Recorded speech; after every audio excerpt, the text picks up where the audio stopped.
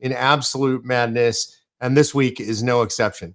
So we got a bunch of news we want to do. We want to start with what I think is one of the worst / best stories of the week. I mean, this is really incredible stuff. When you see what members of the House of Representatives will do to beclown themselves.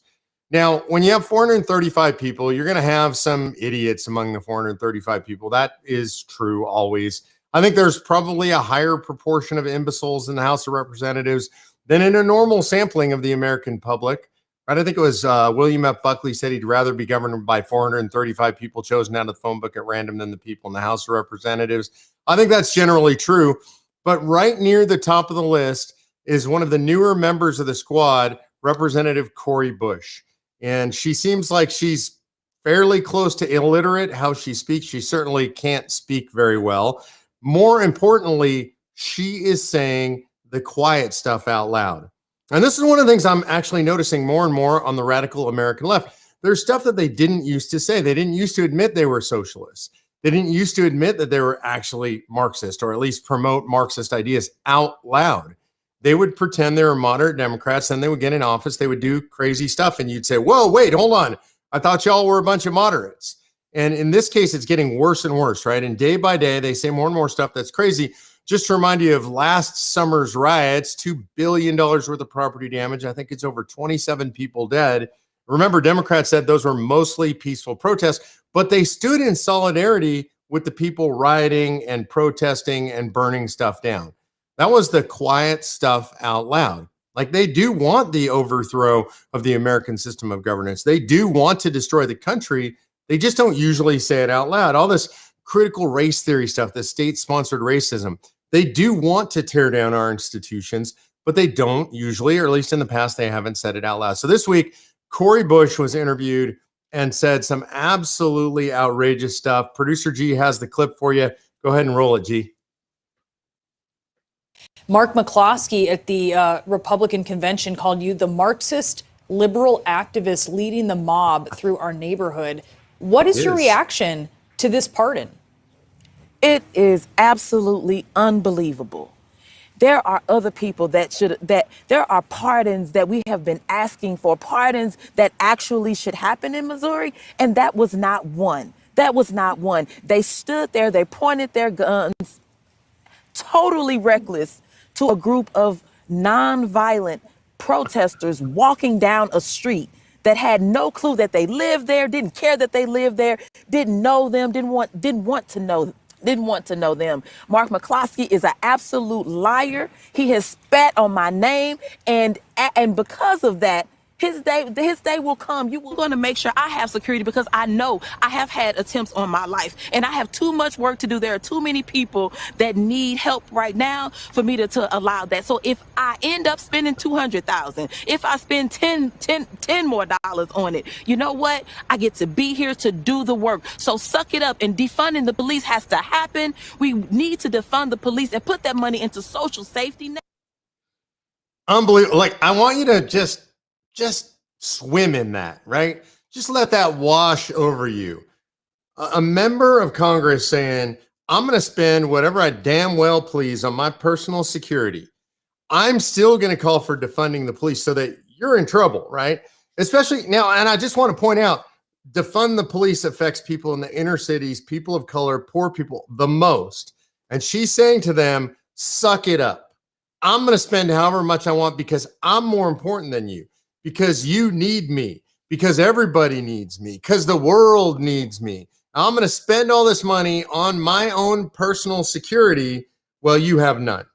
Now I'm going to try and take away your guns. I'm going to take away your police. And so this is something they don't normally say out loud. Like, defund the police, and I'm going to spend all I want on my personal security. It's just outrageous. It's absolutely offensive, and she's saying it out loud. And then I want you to notice what she said about the McCloskeys. Remember, the McCloskeys were at home minding their own business in their own house, in their own neighborhood, and people broke down the gate to their neighborhood.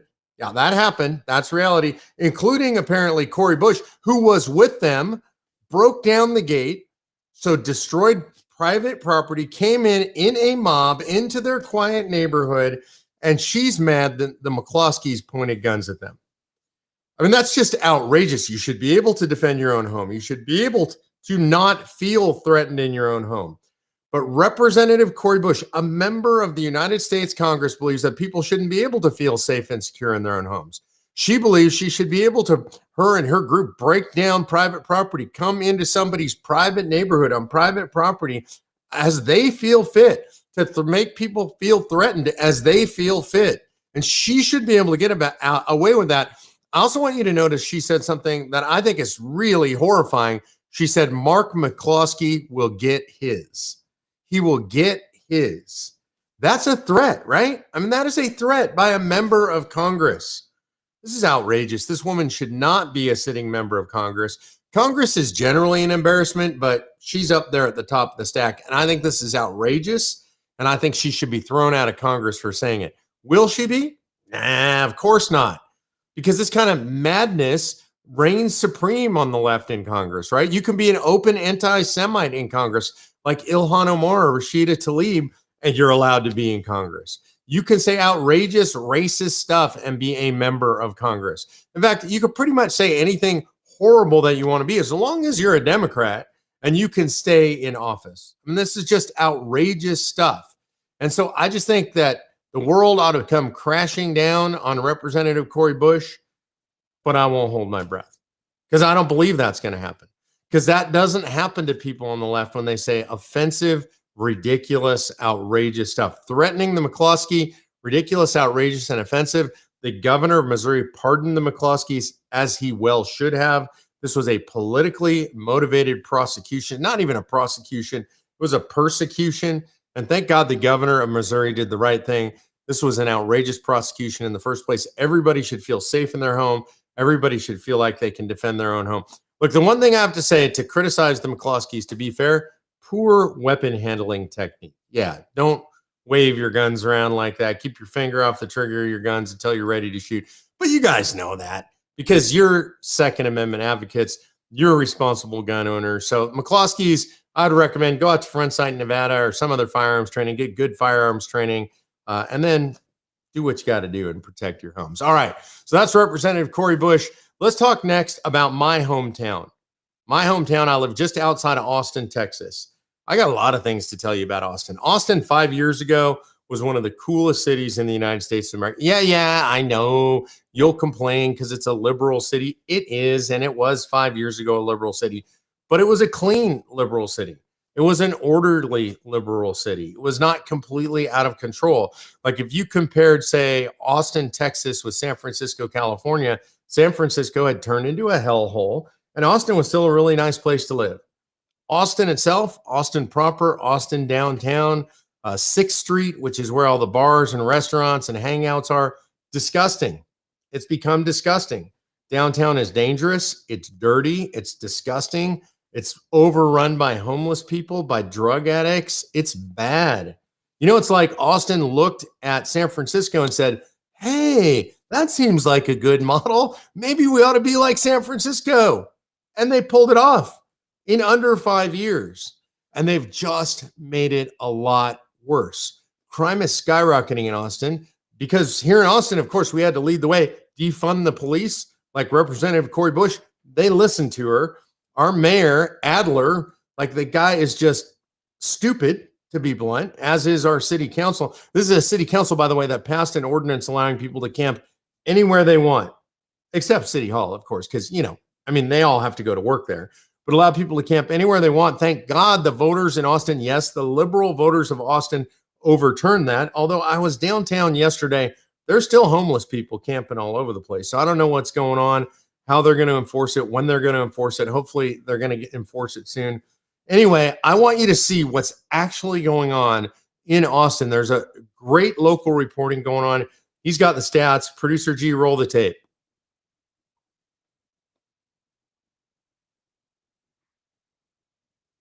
Producer G, do we have the tape on this one?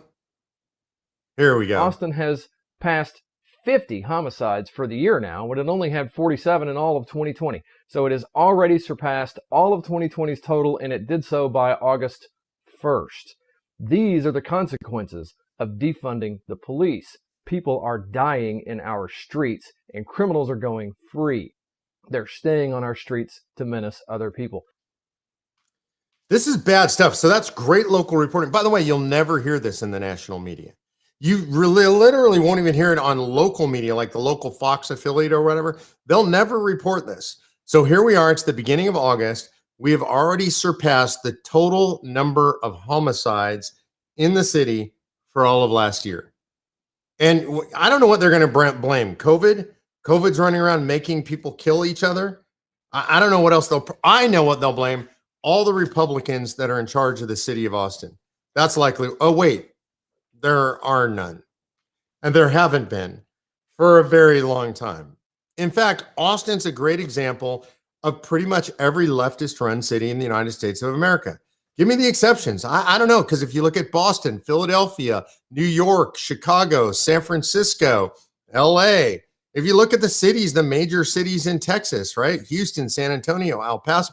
See, what they do is they defund the police. They refuse to enforce the laws. They allow the homeless problem to grow completely out of control, which is humane to absolutely nobody. Crime skyrockets, and then they can't figure out what's going on. Like, it's not that hard. 1 + 1 = 2. Although maybe not for folks on the left. Maybe for these politicians, 1 + 1 = 3 or 4. You remember 1984, the book 1984, the protagonist, Winston, one of the things that they do to him to try to make him deny reality is they hold up 4 fingers and they say, how many fingers am I holding up? And they want him to say 5. And I think that's what these mayors here in Austin and other cities, leftist cities around the country, that's what they want us to do is you say, well, you defunded the police. Of course, crime's going up. And they say, oh, no, it's something else. Like, that's not reality. Reality is obvious. There is a causal connection. Less police equals more crime. I don't know what's confusing about that to leftist mayors, to leftist voters, to leftist city councils. Less police equals more crime. You know, that's a 100% correlation. I don't know why that's difficult. It's common sense. If you have less cops on the street to stop crime, to prevent crime, to arrest people who have committed crime, if you take more criminals and you throw them in jail and they're not on the streets to commit crime, you have less crime. It's just not complicated. But apparently for Mayor Adler here in Austin, it's too complicated. I'm hoping that the voters get wise and ultimately they remove Adler and this leftist city council. But I will say, if you look at what's going on in Portland, or you look at what's going on in Seattle, or you look at what's going on in these other leftist cities around the country, I don't think it's very likely that they're going to throw them out. You know, one of the best examples of this, moving on to our next story, is Cuomo, right? Not a mayor, but a governor, Andrew Cuomo, perhaps the worst governor in the United States of America.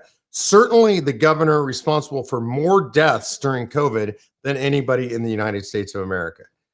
This is a guy who literally, not figuratively, not hyperbolically, is responsible for the deaths of thousands of senior citizens in the state of New York. This is a guy who demanded that the authorities return people who had tested COVID positive into the nursing homes. This should be actually the biggest scandal of the last 5 years in the United States of America. He killed thousands of people, and it was never even a big scandal. They covered it up, and in fact, there was a cover-up. It's now been proven. His office covered that up. They hid the information. They hid the evidence, and that wasn't a big scandal. And yet it looks like now the scandal has finally happened that might bring him down. This scandal is one that was so obvious, apparently everybody knew.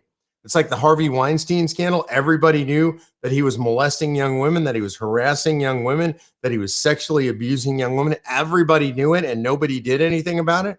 That seems to be the Cuomo sexual scandal, right? This guy couldn't keep his hands to himself. He had hands on buttocks. He had hands on breasts. He had hands on stomachs. And you know what his excuse is? This was one of the best excuses I've ever heard a politician make. You got to watch the video if you haven't seen the video on this. I didn't ask producer G to get the tape because I would laugh too hard. He actually says, I do this to everybody. Seriously, I do this to famous people. I do it to regular people. I do it to gay people. I do it to not gay people. I do it to black people, white people, old people, young people. I put my hands all over them because it's just how I am. Since when was that an excuse? And to be frank, that's bull. You know what? How do I know that? Because look, I know a lot of guys his age. I'm not that far away from his age. I'm 59 years old, right? My dad's 83. I know lots of people in between. A lot of you fall into that age range. Are you putting your hands over all over all kinds of people all the time? Would that be your excuse? Hey, I touch everybody inappropriately. I mean, this is an outrageous thing. And what's the most outrageous to me about it is I'm going to place money. I would place a bet, $5 right now, maybe more, maybe 750. He's not going to get thrown out of office for it. The Democrats aren't going to impeach him. They're calling for him to step down, but actually the legislature could remove him. And I don't believe they're going to do it. See, because if you're on the radical left in America, if you're willing to say leftist stuff, if you're willing to do leftist things, if you're willing to spout the party line, then you're immune. You can do the most vile, disgusting, horrible stuff, and you can hold your office. Does it sound like maybe I'm exaggerating? Maybe you think this is hyperbole. Remember Ralph Northam, the governor, the current sitting governor of Virginia? This is a guy who in medical school as an adult posed for a picture that goes in their yearbook, and he's either in blackface or a Hood Klan. Yeah. He can't remember which. Now I want you to imagine that, right? Look, I went to law school. I can promise you 100%, if I posed into either blackface or a Klan hood, I would remember that. So he did one or two of those things. He won't admit which, and one or the other of those things, he won't admit which it was. And you would think in today's day and age, that would be enough to force him from office. But nope, it didn't. And then it turned out his lieutenant governor who would take over for him had some real bad sexual harassment charges pending against him. So they couldn't have him step up. So what do? Just turn the other way. That's what you do.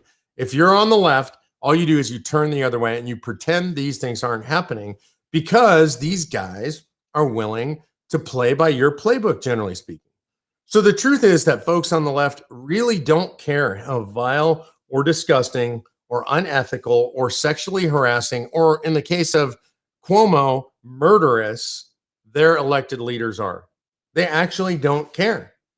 And so you can stay in office if you are horrible on the left. And I just want that to be very clear for everybody, because I want to say, if you support these kind of people, if that's what you do, if you say, well, I got to support him because he's a Democrat, then you should be ashamed of yourself, because that's what you're supporting, right? And you have this weird double standard, right? You hate Donald Trump or whatever. You hate any Republican who says anything that's bad. And plenty of them do, by the way. They say disgusting stuff. I'll call it out when they say it, but you won't. Right? You're going to let these people be your elected officials. You're still going to stand for them. It's vile and disgusting, and you pretend that it's okay because they're on your side. And that's Cuomo. So I think the Cuomo scandal in a nutshell, the real scandal is he killed thousands of people. The other scandal is he was obviously a serial sexual harasser. The real scandal, he's going to stay in office. That's my prediction about what happens. All right. There's more hypocrisy on the left. This is incredible, because it's every single day, the hypocrisy on the left, right? They say you should be locked down. They don't be locked down. They say you should wear masks. They don't wear masks. They say that you should defund the police. They have their own private security protection. They say you shouldn't gather in large gatherings. And Obama throws a birthday party for himself, a big one. It was supposed to be over 500 people. I've seen the pictures. The tent is bigger than his massive mansion in Martha's Vineyard, right? And so there's this huge tent. They're going to have this huge party, over 500 people, during a time when they're saying we shouldn't have large gatherings, right? But he's going to. And not only is he going to, but he's going to fly 500 of his closest friends in from all over the country. I'm assuming most of them are going to fly in on private jets, spewing the carbon that they apparently hate so much, right? Because they got to fly private because, they're not regular people like you. These are your betters and your ruling elite. Apparently, he got shamed.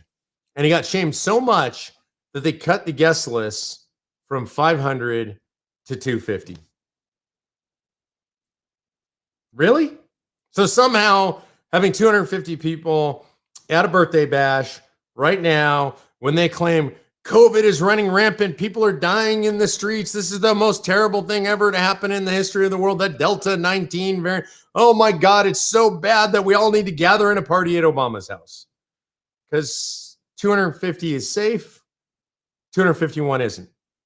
250 is safe. 500 is, I mean, it's just hypocrisy. You know it's hypocrisy. And you know it's hypocrisy because he got caught. And because he got caught, he changed the number from 500 to 250. Like that makes it okay somehow. Look, these people believe that they're better than you. And they're going to impose restrictions on you. And they're going to make you wear the face diaper. And they're going to make you get the jab in your arm. And then they don't believe that they need to do those things. They don't believe that you are free people. They don't believe that you even have sovereignty over your own body. They don't believe you should control when you go to work, whether your business is open. They don't believe you should have any control over your own life whatsoever. And the reason they don't believe it is because these people they're just totalitarians. I mean, that's the bottom line. This is a totalitarian dictatorship. It's been elected, but now it's a dictatorship. And if you're part of the ruling elite, you can do whatever you damn well please. And if you're a regular person like you or me, nope, you can't. So that's Obama. And what they want you to do, what Joe Biden wants you to do, what Fauci wants you to do, what Governor Gavin Useless in California wants you to do, what Cuomo wants you to do, what all these people want you to do is they want you to be a sheep. That's what they want out of you. They want you to just go along. They tell you should be scared. You should be scared. They tell you to wear a mask. You got to wear a mask. They tell you to get the vaccine. You got to get the vaccine. That's what they want you to do. Now, I want to be really clear about something. I'm not anti-vaxxer person. That's just not where I come from.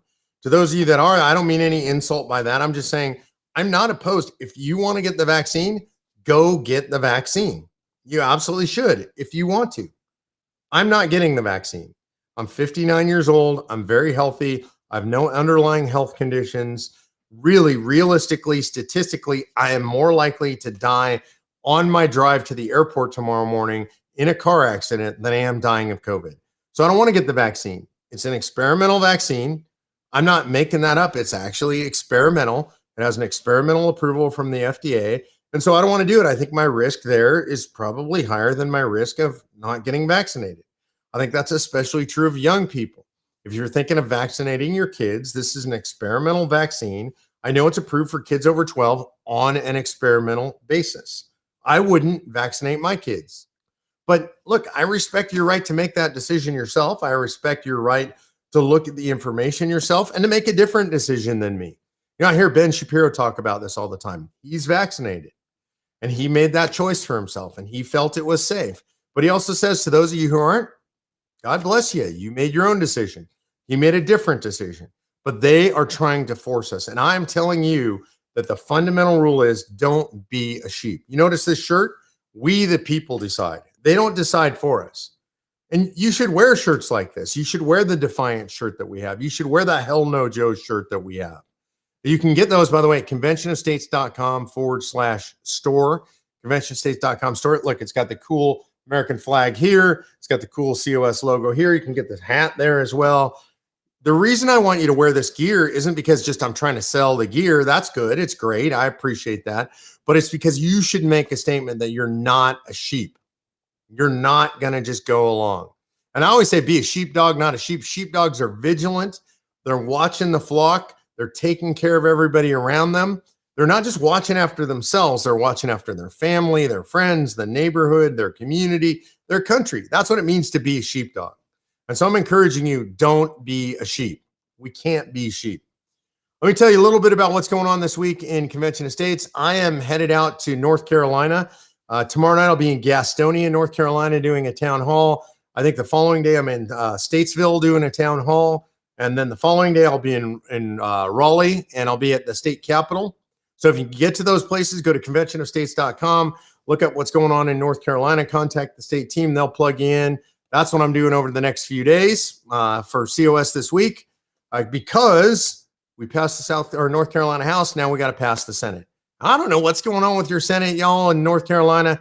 Senator Berger, there's some others. We got to get them off the ball. I need Senator Berger to support us. He has in the past. He's the guy. He's the key to moving this thing. All right, let's go to Q&A real quick before we close out tonight. Let's see what we got. Neil S. Creeder says, when will they take up term limits? Neil, we got to get to 34 states, so push North Carolina, push your own state. Dan Newton says, I just paused Levin. I don't often do that. Hey, God bless you. And by the way, Levin's on fire tonight. I already watched this weekend. He's talking about you got to get in the war. You got to get in the fight. You got to go run for your school board. You got to do FOIAs and public record requests. God bless Mark Levin. All right, Juan Cruz says, when is a convention of states going to happen? Juan, I'm hoping that we get to 34 by 2024. My outside that I'm shooting for is 2028. Jada Combs says, when did the impeachment trial start? You know what, Jada? It's not going to happen because the Republicans don't even have the guts to bring articles of impeachment. I think they have the information. President has said he believes what he's done with the suspension or the eviction moratorium. He knows it's unconstitutional. That's grounds for impeachment. Laura Molinari says, what can be done to stop the Marxist takeover of America? I'll answer that to close. Alicia says, Mark, can we write to our representatives about the lawlessness in our states? What do we say? Yeah, write to them. Just tell them you want them to stand. Tell them to hold a convention of states. That's what I would say. Kara Jower says, if the FDA approves the jab, what will that do anything to the mandates? Yeah, I think if they approve the jab, it allows the federal government to issue the mandates. And that's when things get really interesting and really, really messy. All right. The last thing is, what do we do right now? And what I'm going to tell you is Marxism is here. If you haven't read Levin's book, American Marxism, read his book. If you haven't read Shapiro's book, Totalitarian Moment, read his book. It's now. The fight's on. And it's not just a fight anymore. You're at war. And when I say you're at war, this is a Cold War inside of America and outside of America. The Chinese are attacking America from outside with propaganda, with money in our universities, in our media. They're taking over. And they're driving a lot of the madness that we're seeing in our country. And you are at war. So you should have a war posture. And what does that mean? That means you fight always, every time, every moment of every day. And when I say you fight, I'm going to be honest with you, it's not comfortable. I'm asking you to sacrifice. I'm asking you that when you're at dinner and one of your adult children says something like, oh, I think it's awesome that they let Caitlyn Jenner, that Caitlyn Jenner's running for governor. She's so powerful. I would say, excuse me, Caitlyn Jenner's a man. See, she has male chromosomes and male parts, and she's a man. She's not a woman. And your kids or your grandkids might go, oh, grandma, grandpa, oh, mom, dad, and they might be offended, right? Too bad. If we don't push back, then we get what we accept. We encourage what we accept. We have to push back. This is not 5 fingers. This is 4 fingers. You have to call the truth every time, all the time. In church, if your pastor says some woke madness, you have to go up, speak to him one-on-one, speak out against it, talk about it in your small group, bring it up to the elders. Don't allow it to go unchallenged. At the PTA meeting, don't allow it to go unchallenged. You have to be the person. I'll be the person. I'll be there with you. I'll be here every Sunday night. I'll be out on the speaking circuit. I'll be speaking at the YAF conference like I did this week. I sent those kids out with the same message. You have to stand.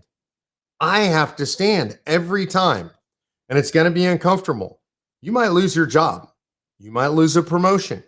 Your kids might be uncomfortable because you're the parent at school that's saying the stuff. Your kids might not want to come over for dinner, your adult kids, because you're the person who's saying, no, men are men and women are women. No, this critical race theory is racism. We're not going to allow it. You have to be that person. You have to stand. Now is the moment. Now is the war. It is on. You are in, and you are going to do one of 2 things. You are going to stand up and fight, and we're going to work together, and we're going to preserve the nation, or you're going to stand down and slink away. And there's only one of those 2 things that you're going to be proud of. I'm not guaranteeing you we win. I'm not guaranteeing you how this comes out. I can't tell you what happens. I can only tell you there's only one way you will feel good about what you did. There's only one way that you will feel you did the right thing. And that's if you stand up and you say, hell no, Joe. Hell no, Nancy Pelosi. Hell no to the CRT. You have to do it. So I'm asking you, I'm pleading with you. Don't be a sheep. Don't go along. Don't move with the herd.